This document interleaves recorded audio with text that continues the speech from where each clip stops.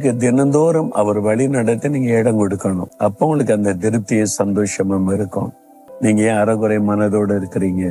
ஏன் வருத்தத்தோடு இருக்கிறீங்க? ஏன் திருப்தி இல்லாம இருக்கிறீங்க?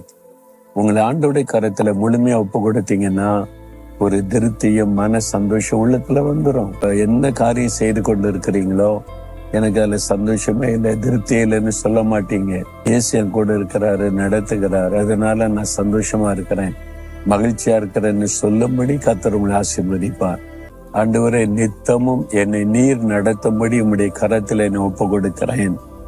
எங்களை திருப்தியாய் நீர் ஆசீர்வதித்து மகிழ பண்ணுகிற தேவன், நீங்க நடத்துங்க. யார் யார் ஒப்பு கொடுத்து ஜெபிக்கிறாங்களோ, இந்த மகனை இந்த மகளை நீர் விசேஷமாய் ஆசீர்வதியும், திருப்தியாய் ஆசீர்வதித்த மகிழ பண்ணும். ஒரு மாற்றம் உடைய உள்ளத்திலே உண்டாகட்டும்.